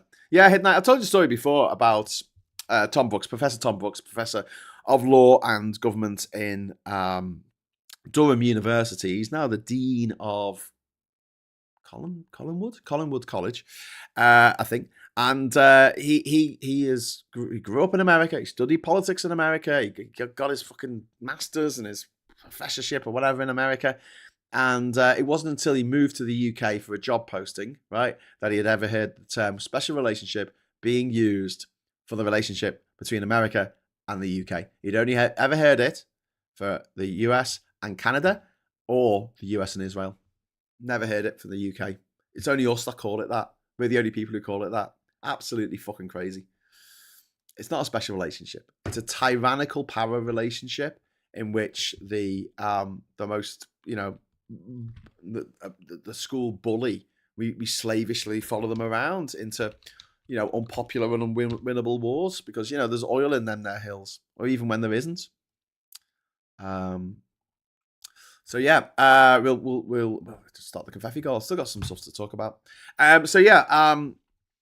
Mamdani's opposition includes conservatives, fiscal hawks, corporate media, whereas Burnham faces refuck insurgency, anti-immigration populism, culture war politics, collapse of trust in the Labour heartlands, and refuck are trying to position themselves as the anti-establishment, despite being, Thatcherite economics, saying that the trust budget was the best budget ever, helping Boris Johnson get into power because the Brexit deal he was going to deliver was going to be amazing, and it wasn't. And then they distanced themselves from the Brexit deal that they helped fucking get over the line. They back Thatcherite economics, and they're saying they're the anti-establishment, despite the fact that their leader and their deputy leader and all of their MPs except one went to private school and never had to get down on their hands and knees and scrub everything in their entire fucking lives. And Burnham's strategy is to reclaim economic populism before Farage monopolizes the anger. And this is like Burnham's biggest opportunity coming up here, where Burnham has authenticity, which Starmer doesn't have, and West Streeting doesn't have either, by the way. He doesn't sound focus grouped. He speaks like a normal person. He doesn't consider every single word before he says it. You can see Keir Starmer being so careful about what he says, and in that process of being so careful about what he says, he doesn't sound human. This is a huge problem. We have AI now that sounds more human than our Prime Minister when it talks.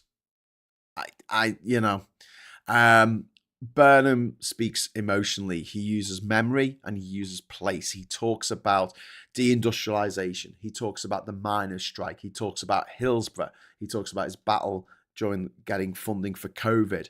He sounds rooted in a place, in a time, and an era where politicians sound increasingly AI generated. This matters enormously. And Bernard's biggest problem really is Labour MPs and the party machinery. Because Burnham's politics, he's called the soft left in the party. And so anyone who's hard left fucking hates him. Anyone who's a centrist hates him. All the people on the right hate him. They may be willing to bite their tongues in the same way that the Tories who hated Boris Johnson were willing to bite their tongues because they thought that the gamble of getting him in, getting rid of the then Prime Minister Theresa May would pay off. And it did in spades. They won an 80-seat majority. But Burnham's political policies also potentially threaten non-union donors to Labour, the consultants, the party managers, the shit advisors giving shit advice, and we could start seeing narratives about magic money trees and unserious leftists and anti-union attacks and media panic over public ownership and this bullshit they always pop out. Go, remember British Rail? Remember how shit British Rail was? Okay, British Rail wasn't shit because of British Rail. British Rail was shit because it was underfunded by successive Tory governments to such a point that they not only ripped up over half of the rail lines in the country and closed down over half the fucking stations and no one could get anywhere, they made it so that the services were running on a shoestring budget. They were designed to fail. They set all this up in the 1960s, but in the 1980s, yes, British Rail was a bit shit. But I would rather have a shit service that costs tuppence halfpenny rather than a slick service that's always fucking late to take me down to London for £235 fucking pounds return a pop.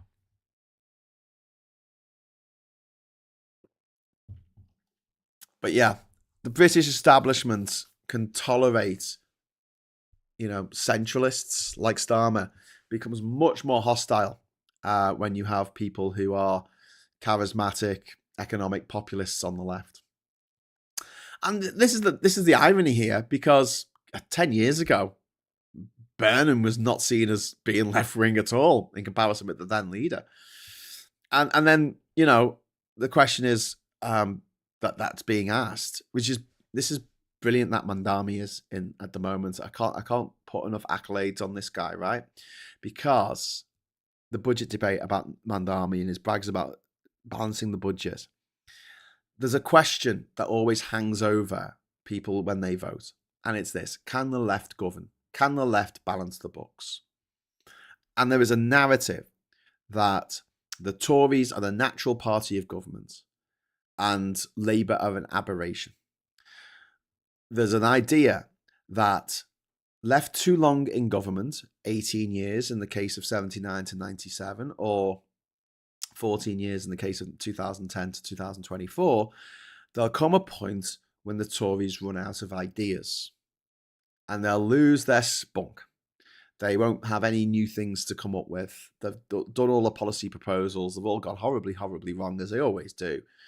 And then it's a requirement for someone else to come in for a few years. And to be fair, you could argue that Labour had ran out of ideas after 13 years. I don't think they should have done. There was still loads more to do, especially in the realms of things like public transportation. But having said that, there was an argument at the time that they'd run out of ideas. But there is a pervasive idea, a meme that has been shared amongst the population of the UK and the US, that people on the left are crazy and can't govern. We can tolerate them for a few years to clean up the mess that the Tories have left behind. But once that mess is, or the Republican presidents have left behind, like the debt that George H.W. Bush left, or the fucked climate credit crunch that George W. Bush left, or the fucked economy and the fucked 500,000 people who died during COVID because of the response from the White House when Trump was in the first time. But they'll only allow the left in for a few years to clean up the mess, and then it's back to normal. It's back to normality, which is normality is the Republicans being in America and the Tories being in the UK. And we need to shatter that delusion, because the debate over Mamdani's budget, I mean, we're not hearing this. You know, you got people talking about delayed pension payments, talking about dependence on state aid, optimistic revenue assumptions that may not be met. But we're not hearing that over here. All we saw, all the vast majority of us saw, who don't read the papers from America or whatever, don't give a fuck, we saw a video this week of Mamdani saying, I balanced the books, got rid of this deficit, and here's how I did it. And it's impressive. And that's all we heard. And that's fucking cool, right? That is fucking cool. And that's what we need to be moving more towards, where the objection, the bullshit factory, right, doesn't get a fucking word in. Because the explanation of what's going on, you know, that advertising slogan, the elevator pitch is so powerful that it just blasts out any opposition to what you've said. You get to set the agenda. Instead of Labour right now, who seems so reactive, you become proactive, like Mamdani, and you drown out that criticism because people don't hear it. Oh yeah, it'll still happen. But you can drown it out. So people don't say, you know, oh, he's over-optimistic.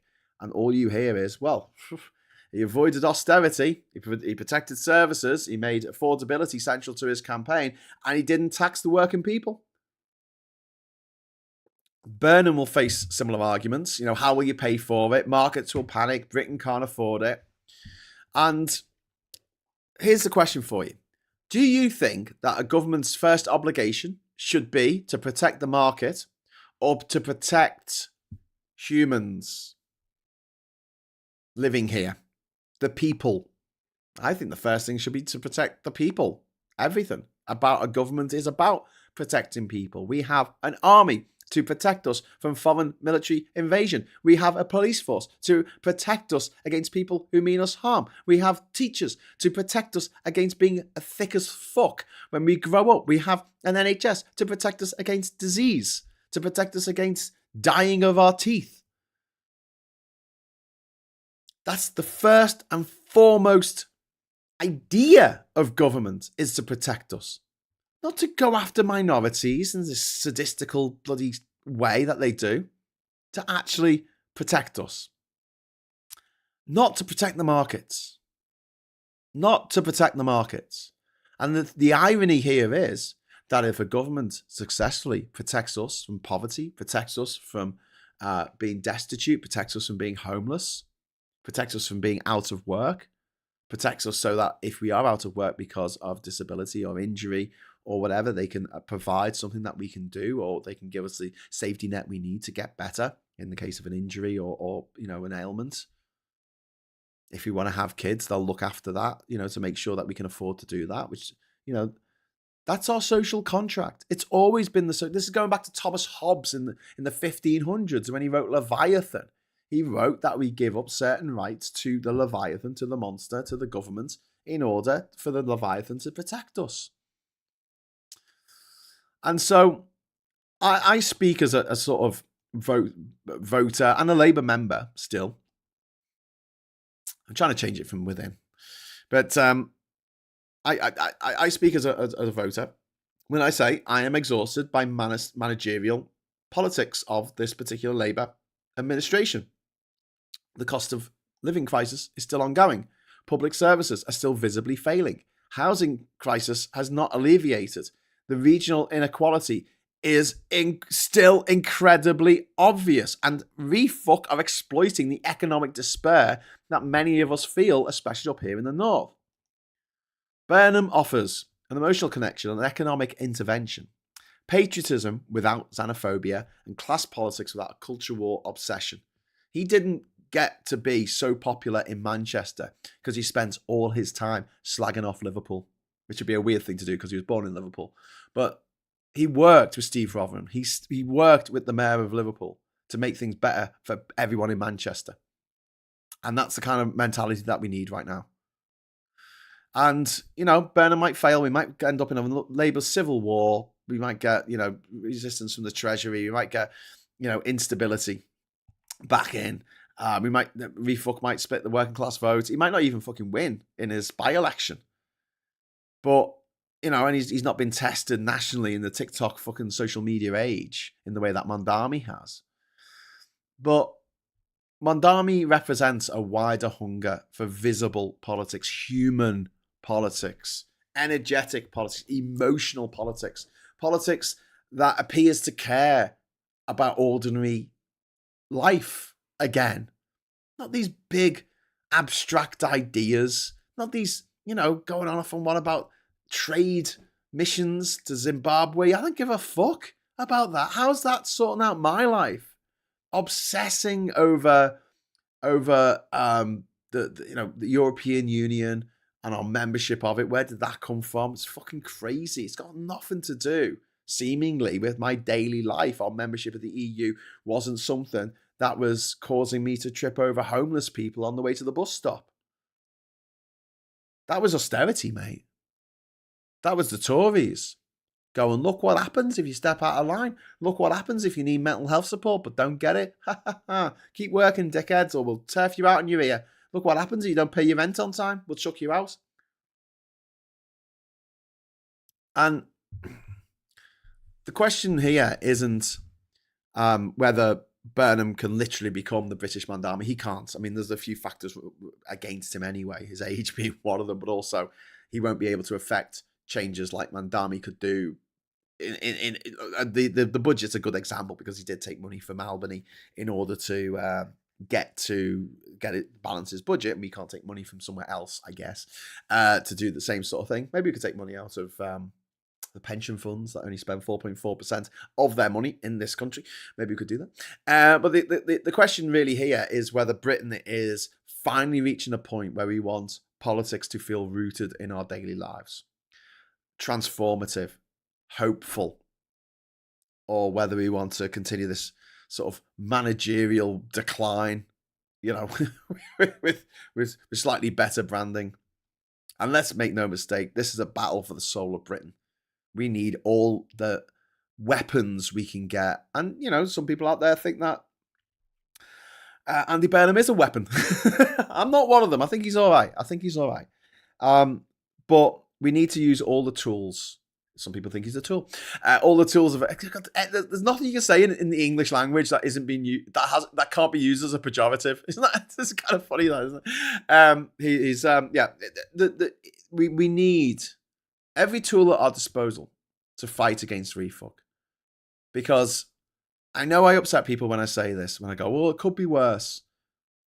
I don't want to say that because it's not a good excuse for what's happening. And I don't want to be excusing things that are happening right now for our trans sisters and brothers, because my heart breaks for the way that the UK has gone. We're now 22nd on the list of European countries for LGBT plus rights.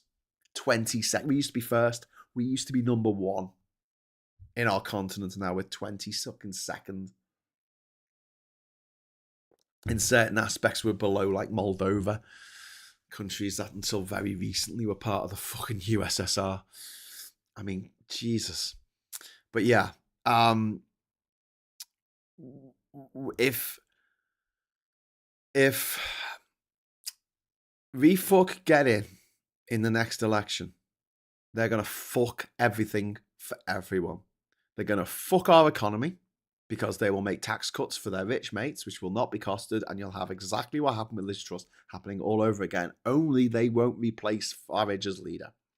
Farage is a feckless twat who's a lazy, feckless twat who doesn't want to do any actual work. This is why he's not done a single face-to-face meeting in his constituency in Clacton in nearly 2 years of being the MP there. Not a single face-to-face meeting in his surgery, right? Which is bad enough. But also when he becomes, if he becomes Prime Minister, he'll be just feathering in his own nest. But one thing they have said quite clearly is on day one, they want to scrap the Equalities Act and they want to pull us out of the European Convention on Human Rights. Like Russia and Belarus. And the minute that happens, you can be thrown out of your house for being gay or for being trans. You can be sacked from your job for being disabled or black or Jewish or Protestant when it's owned by a Catholic, or Catholic when it's owned by a Protestant, or an atheist when it's owned by anyone who's religious and doesn't like atheist people. You can be sacked from your job for being a woman. You can be sacked from your job for any reason. I could be sacked for being a Scouser. Literally, that is the reason. And what stops these twats from, doing this to us are laws that say, no, you can't sack someone for being gay. That's against the law. Refuck want to take that away. And so, yes, it will be worse. It will be demonstrably worse if Refuck get in. And so, yeah, if that means in this, situation to hold your nose and vote for Labour, don't forget, I will not be necessarily saying everyone should vote for Labour. I'll be saying vote for the party most likely to win in your constituency, or most likely to beat Refuck. And that, yes, it could be the Lib Dems, it could be the Greens, it could be Plaid Cymru, it could be the SNP. I don't mind, as long as it's not Refuck. It could even be the fucking Tories at this point. But Refuck are going to fuck us beyond fucking measure. Beyond anything that we've ever known before in this country. You think austerity was bad? You think Brexit was bad? You think the response to COVID was bad? You think Liz Truss's mini budget was bad? Nigel Farage is all those things rolled into one. Rolled into one big, horrible, bog-faced foghorn of ignorance. And this is dangerous times we live in. Dangerous fucking times. And yeah, it's all shoulders to the mill right now. But sacking someone for being a Scouser sounds quite reasonable, says Cup, but fuck off. You missed an obvious joke there about a Scouser having a job in the first place, but I'm not going to give it to you. In an odd way, the best thing that could happen to prevent a Refuck government is for Restore to get a lot of money. Let them fight amongst themselves like rats in a sack. I got a feeling if Refuck get in, we will not be allowed to vote them out. Fascists do what fascists do. Well, you're not going to be able to get Trump out at the midterms. They won't be able to get him out. They might have been able to make him a lame duck president for the next 2 years, but the Republicans are going to win it. As I said, as I predicted, the Republicans are going to win it, which is a bit shit. But there you go. There you go, my friends. There you go. I'm gonna go now. Listen, I've got some exciting news. Marina Perkis should be joining us tonight on the Sunday Night Social. Should be popping along around 8:45. We're starting the show at 8. So if you hang around for the first 45 minutes, Marina should be popping on. She can only come on for half an hour because she's on the Jeremy Vine show tomorrow morning. But she's going to make some time for us here on Hughes of the World. So please join us at 8 o'clock tomorrow morning. That'll be 8 o'clock tonight. Tomorrow morning. Fuck tomorrow morning. I'm still panicking trying to get the thumbnail done at 8 o'clock in the morning. 8 o'clock tonight. Please join us for the Sunday Night Social. It'll be really fun. It's going to be me, Ed Kimberley, Mike Dix, and Marina Perkis. And we're going to be talking about what a week in politics. So grab yourself a hard drink or a soft drink, whatever tickles your fancy, whatever tickles your pink, and get your ass into on your smartphone or on your tablet or on your laptop or on your big fuck off widescreen TV. We don't mind. Get us on there, and we'll be talking about all the shit that's been going down last week and making jokes about it. Does that sound good to you? Sounds good to me. So thank you so much for watching. Hope to see you tonight in the chat at 8 o'clock. I hope you're going to be there. And until next time, it's the hope that gets you. It's the hope that gets you. But honestly, I'm feeling a bit more hopeful now. I don't know about you, but I am feeling a bit more hopeful now. And if it's going to be hard for Burnham to win this by-election, but if he does, then and he becomes leader of Labour, I don't think he's going to fix everything overnight. I'm not that deluded, but I mean, I'm not that hopeful. But I am at heart a realist. But I've got a flicker of hope because Starmer can't change. You can't change your personality. You can't change your personality. Anyway, George says I'm very worried about Burnham's risk in getting re-elected. Well, apparently, even if he doesn't win, he'll stay on as mayor of London, mayor of Manchester. So he'll still be in politics, but he will be he'll be wounded, and it would hand refuck a bit of a fucking, it would hand them a bit of good news that they don't deserve. Anyway, so moving on. I will see you tonight, 8 o'clock, right? 8 o'clock. If not, tomorrow morning, 9 o'clock for the next morning brew. Until then, thank you so much for watching. Hope you enjoyed yourself this morning, having bants in the chat. Give us a like if you have enjoyed the show. And give us a subscribe if you haven't enjoyed the show. And hit the bell notification icon so you know that we'll be going live and when we'll be going live throughout the day, throughout the week, throughout the months, throughout the years. Thanks for sticking with us here on my channel. And until next time, I'll say thanks for watching. Hello, good evening, welcome, and goodbye.